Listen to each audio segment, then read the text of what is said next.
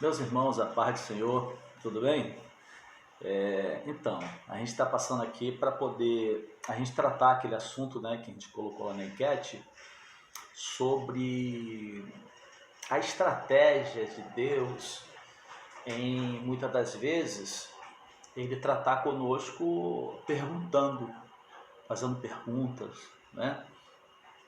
E é no mínimo curioso o fato de um Deus que conhece todas as coisas e que sabe de tudo ele te fazer pergunta, ele querer saber, né?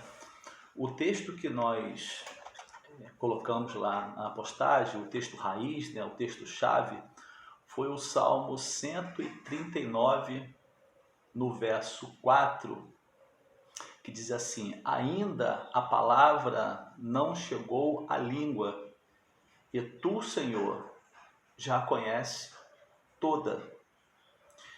Tu me cercas por trás e por diante, sobre mim põe a mão. Tal conhecimento é maravilhoso, demais para mim. Verso 7. Por onde, para onde me ausentarei do teu espírito, ou para onde fugirei da tua face? Se subo aos céus, lá está. Se faço a minha cama no mais profundo abismo, lá estás também. A própria epígrafe do Salmo vai falar da onisciência e onipresença. E nesses textos que nós lemos, a gente vê a onisciência, o conhecimento de antemão do Senhor, quando o salmista diz que antes que a palavra me venha à boca, o Senhor conhece todas elas, o Senhor sabe já o que eu vou dizer, o Senhor sabe o que está no meu coração. E no verso 7, Davi ratifica agora acerca da onipresença de Deus, que é onde, para onde me irei, fugirei do teu espírito, para onde fugirei da tua face, se eu for subir ao céu, o Senhor está lá, se eu descer ao abismo, o Senhor está lá também. Ou seja, não tem como se ausentar desse ser, desse Deus que conhece todas as coisas e está em todos os lugares. E aí vem a questão, como nós falamos, por que o Senhor então, ele diz a Salomão, Salomão, pede o que você quiser que eu te darei. Ué, mas ele sabia o que Salomão ia pedir. Por que então ele pediu, ele diz para Salomão pedir? Se ele conhece todas as palavras que estavam no coração de Salomão, todo o desejo do coração de Salomão, se ele sabia que Salomão iria pedir sabedoria, por que ele falou para Salomão pedir? E aí o curioso é que mais à frente, quando Salomão pede sabedoria, ele diz, olha, porque você me pediu sabedoria, eu vou te dar o que você me pediu e além, vou te dar riquezas. Mas ele sabia de antemão que Salomão iria pedir sabedoria. Numa outra questão, a gente está agora em Bartimeu, e o Senhor pergunta para Bartimeu, Bartimeu, o que queres que eu te faça? Ora, todo mundo que estava ali sabia que Bartimeu era cego. Por que o Senhor diz para Bartimeu dizer o que Bartimeu queria, se o fato de Bartimeu estar ali insistindo em chegar diante do Senhor era ser curado? E ainda se ele pergunta, Bartimeu, o que você quer que eu te faça? Se todos estavam ali, sabiam que Bartimeu queria ser curado, muito mais o Senhor. E aí a gente vai para o terceiro exemplo que a gente deu, com relação a Adão, quando no cair da tarde o Senhor visita o Éden e diz, Adão, onde tu estás? Aonde tu estás? Ora, Salmo 139, verso 7 diz que ele é onipresente. E ainda assim ele pergunta a Adão, aonde tu estás? E o outro exemplo é quando o anjo, né, representando o próprio Deus, diz, Jacó, qual é o teu nome? Deus não sabia qual era o nome de Jacó? Então, queridos, é no mínimo curioso, mas tem uma resposta. O pessoal da alta crítica, o pessoal que trabalha, estuda para encontrar contradições na Bíblia, eles usam essa questão que nós estamos falando aqui, em dizer, se Deus sabe todas as coisas, se o Salmo 39 diz que ele sabe de todas as coisas, por que então ele perguntou para Adão onde Adão estava? Ele não sabia onde Adão estava? Então, é sobre isso que nós vamos tratar, né? E assim, a gente colocou algumas perguntas aí, alguns responderam algumas coisas. Vamos ver a questão de Salomão. Veja bem, Salomão foi o rei mais sábio da terra, não é?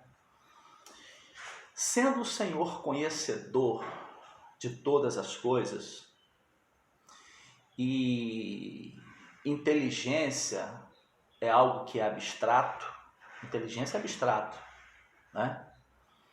Se o Senhor, sendo conhecedor de todas as coisas e sabendo que Salomão pediria sabedoria, se ele desse essa sabedoria a Salomão, tão somente por saber que Salomão a pediria, quando Salomão começasse a ser elogiado, principalmente naquela primeira demonstração de sabedoria de Salomão, quando ele vai julgar aquelas duas mães, que uma rouba o filho da outra e finge que o garoto morreu, e ele, numa sabedoria ímpar, ele resolve o problema e todos se admiraram da sua sabedoria e todos elogiaram a sua grandeza. Será que se Salomão não soubesse que essa sabedoria fora dada por Deus, será que ele ficaria vaidoso, que ele se engrandeceria, que ele se sentiria o tal? Isaías capítulo 42, versículo 8. Veja bem o que a Bíblia diz. Isaías 42, versículo 8. Eu sou o Senhor, este é o meu nome. Deus se identifica como Senhor. O nome é a sua identificação. Eu sou o Senhor e esse é o meu nome. Eu me identifico como Senhor. Senhor soberano. Lá para Abraão ele vai dizer que ele é o Shaddai, o Deus Todo-Poderoso. Aqui ele fala, eu sou o Senhor e este é o meu nome. A minha glória, pois não darei a outros, e nem a minha honra a imagens de escultura. Deus não dá a sua glória para o homem.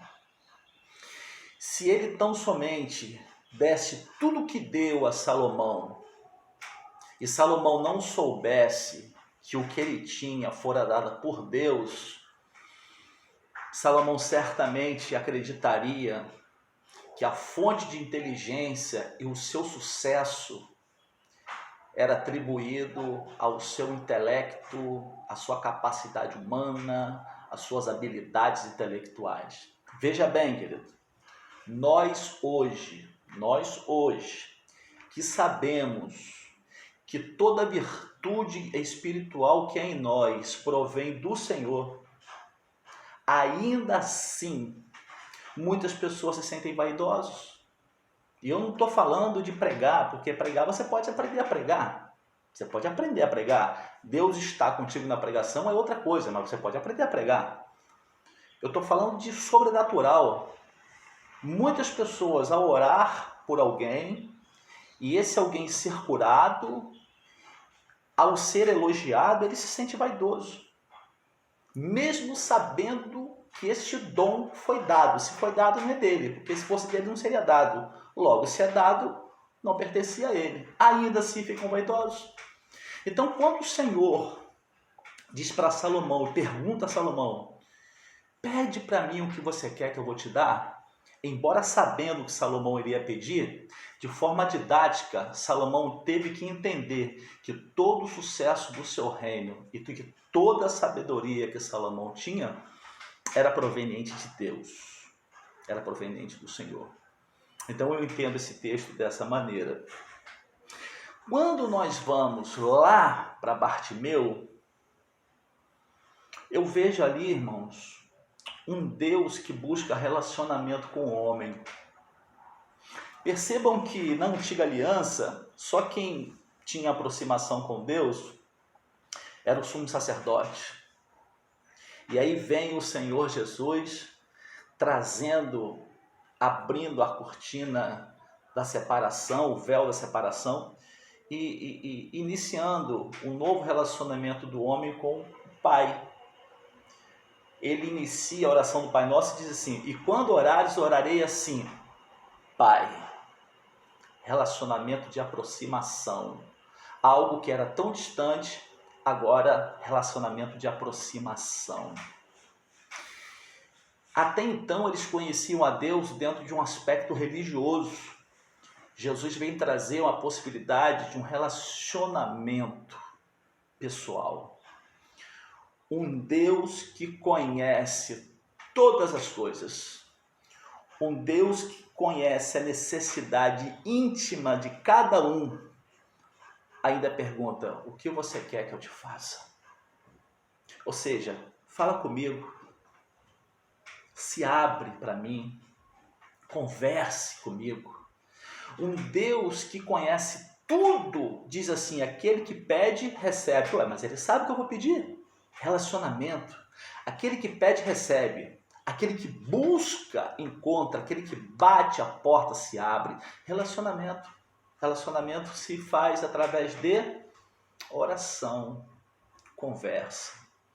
Então, quando ele, embora sabedor de todas as coisas, quando ele diz: Bartimeu, o que você quer que eu te faça? Ele está dizendo para nós que, embora sabedor de todas as nossas necessidades, antes que eu abra minha boca, Davi disse, ele já conhece todas as minhas palavras. Ainda assim ele diz: o que você quer que eu te faça? Relacionamento. Um Deus que gosta de se relacionar. E nesse relacionamento, muitas das vezes, quando você vai falar, ele vai dizer assim: ó, agora eu vou falar e você vai ouvir. E quando nós não buscamos esse relacionamento, não conseguimos ouvir a voz do Senhor. Então, nesse segundo aspecto dessa pergunta, eu vejo ali Jesus não querendo saber quem somos, mas ele se revelando. Eu vejo que quando o Senhor pergunta, ele não pergunta para saber quem somos, ele pergunta para se revelar quem é. Em Salomão, ele se revela um Deus que eu sou a fonte de todo o teu sucesso. Para Bartimeu, ele se revela como Deus que, apesar de grande, ele gosta de ter relacionamento com os seus. E aí, a gente chega agora na questão de Adão, irmãos. Esse Deus onipresente, que no Salmo 139, verso 7, diz: para onde me ausentarei do teu espírito? E para onde fugirei da tua face? Se suba aos céus, lá estás. Se faça a minha cama no mais profundo do abismo, lá estás também. Ainda assim, ele pergunta: Adão, aonde você está? Nós conhecemos o texto e sabemos que todos os dias no cair da tarde, antes de Adão cair, antes da queda, Adão tinha um particular com Deus. Todos os dias no cair da tarde, Deus visitava o Éden e Adão passeava pelo Éden com o Senhor. Recebia as instruções do Senhor. Agora caído, Adão se esconde, sofre na sua consciência as acusações. E quando Deus fala: Adão, aonde tu estás? Essa pergunta não espera resposta, essa pergunta ela espera uma reflexão, porque é uma pergunta retórica. Quando Deus pergunta para Adão: Adão, aonde você estás? Ele está dizendo assim: pensa aonde você estava e onde você está agora. Pensa aonde você estava antes de você me desobedecer. Você estava comigo, andando no Éden, ouvindo a minha voz. E quando ele ouve dizer, aonde você está, Adão reflete e diz, agora eu estou escondido, fugindo. Então, essa pergunta do Senhor para Adão é uma pergunta retórica. Para Salomão, a pergunta tem uma razão. Para Bartimeu, a pergunta tem um sentido. Para Adão, tem um outro objetivo. E agora a gente chega a quem? Em Jacó. Jacó. Jacó, qual é o teu nome? Irmãos, a partir dessa pergunta, houve um divisor de águas na vida de Jacó. Veja bem, qual era o nome de Jacó? Yaakov, aquele que agarra por trás. O nome Yaakov dá uma conotação de aquele que é maroto, aquele que é astucioso, longe de ladrão, salteador, maligno, sabe? Esse besterol todo que as pessoas falam aí. O nome Yaakov tão somente significa que ele agarra por trás, então dá uma conotação marota, né? E Jacó cresceu com isso. Jacó cresceu com isso.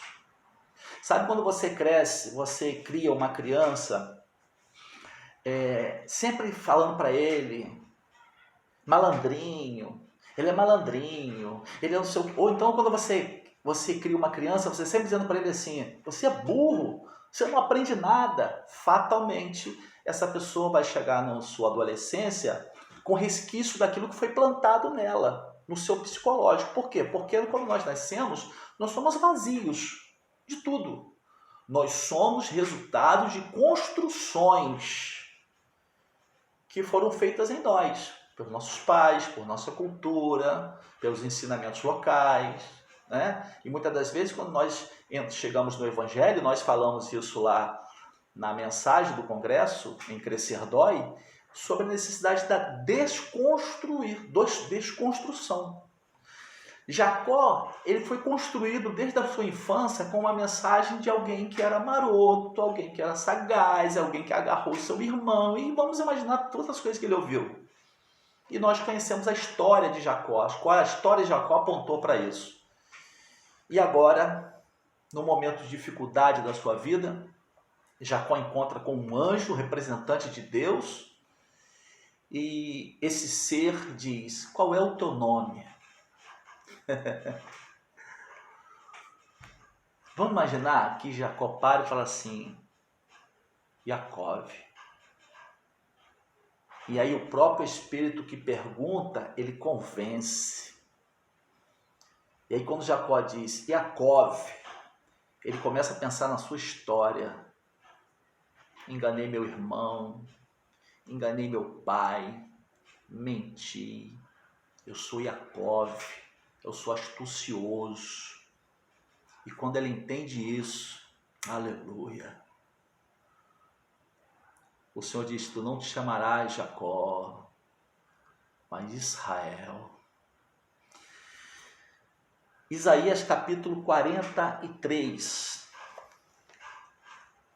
Olha só, Isaías capítulo 43. Mas agora, assim diz o Senhor, que te criou Jacó e que te formou Israel. Não temas, porque eu te remi, ou seja, eu te remi. Chamei-te pelo teu nome, o nome que eu te dei. Tu és meu. Te criei Jacó, mas te formei Israel. Natureza humana, caída, influenciada, mas agora no encontro com Deus, um novo ser, Israel. Então, irmãos, eu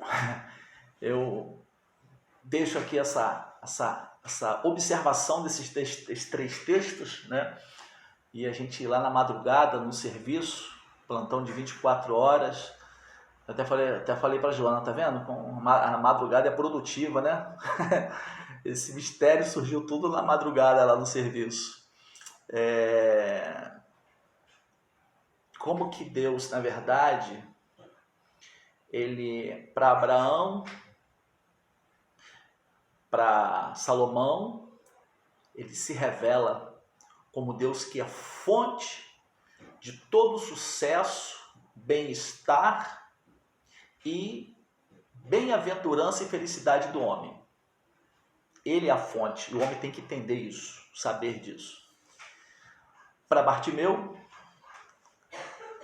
ele é um Deus que gosta de se relacionar, um Deus que gosta de te ouvir.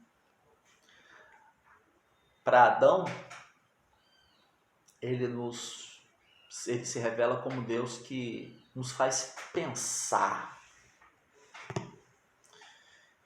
E para Jacó, é um Deus que se revela como Deus que nos faz refletir quem somos de fato. Amém? Então, espero ter podido somar aí nessa observação bíblica. Deus abençoe. Shalom.